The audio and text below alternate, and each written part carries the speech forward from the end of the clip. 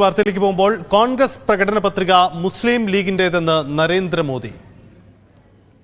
June 4-ലാണ് പുതിയ കാലഘട്ടത്തിന് തുടക്കമാവുക. അഴിമതിക്കെതിരെ വിട്ടുവീഴ്ചയില്ലാത്ത നിലപാടെടുക്കും. ANIക്ക് നൽകിയ അഭിമുഖത്തിലാണ് നരേന്ദ്രമോദി ഇക്കാര്യം വ്യക്തമാക്കിയത്.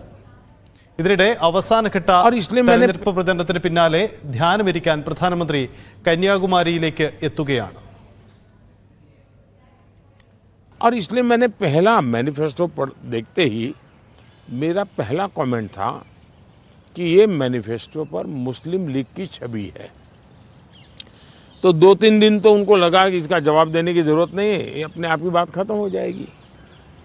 जब उन्होंने कोई जवाब नहीं दिया तो फिर मैं एक एक चीज़ खोलने लगा. जैसे इस देश में वो ये कहें कि हम खेलकूद में भी माइनॉरिटी के लिए कोटा फिक्स करेंगे.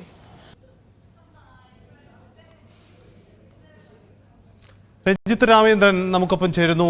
രഞ്ജിത്ത്, ഈ പ്രധാനമന്ത്രി കോൺഗ്രസിനെതിരെ നിലപാടെടുക്കുന്നു ശക്തമായി. ഇനി ഒരു ഘട്ടം കൂടി തെരഞ്ഞെടുപ്പ് അവശേഷിക്കുമ്പോഴാണ് പ്രധാനമന്ത്രി ഇത്തരം ശക്തമായ നിലപാടെടുക്കുന്നത്. ഒപ്പം തെരഞ്ഞെടുപ്പിന് ശേഷമുള്ള അദ്ദേഹത്തിന്റെ യാത്രാ പരിപാടികൾ എന്താണ് വിശദാംശങ്ങൾ?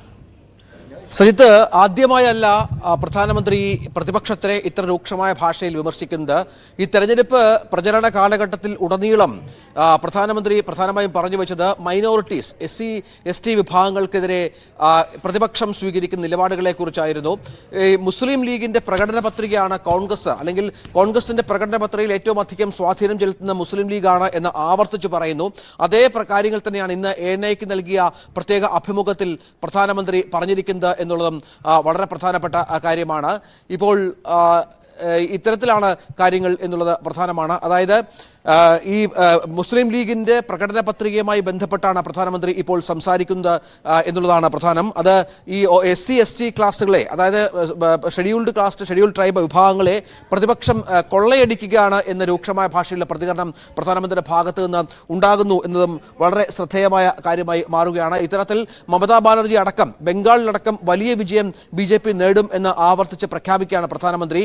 ഈ അവസാന വട്ടത്തിലും വലിയ ആത്മവിശ്വാസം പ്രധാനമന്ത്രി BJPയുടെ വിജയവുമായി ബന്ധപ്പെട്ട് പ്രകടിപ്പിക്കുന്നുണ്ട്. ജൂൺ 4-ന് ശേഷം പുതിയ ഒരു ഇന്ത്യ പിറക്കും എന്ന് തന്നെ പ്രധാനമന്ത്രി പറയുന്നു. കാരണം തന്റെ ഭരണനിർവഹണ കാലയളവിലുടനീളം താൻ ജനങ്ങൾക്ക് വേണ്ടിയാണ് പ്രവർത്തിച്ചത്, പ്രതിപക്ഷത്തിന്റെ പൊള്ളത്തരം തുറന്നു കാട്ടാൻ വേണ്ടിയാണ് താൻ പ്രവർത്തിച്ചത് എന്ന് പ്രധാനമന്ത്രി പറയുകയായിരുന്നു. അങ്ങനെ പ്രതിപക്ഷത്തെ ശക്തമായ ഭാഷയിൽ വിമർശിക്കുകയാണ് പ്രധാനമന്ത്രി. മറ്റൊന്ന്, ഈ 30-ാം തീയതി വൈകിട്ട് കന്യാകുമാരിയിലേക്ക് പ്രധാനമന്ത്രി എത്തുകയാണ്. കേരളത്തിൽ തിരുവനന്തപുരത്ത് വന്ന ശേഷം കന്യാകുമാരിയിലേക്ക് പോവുകയാണ്.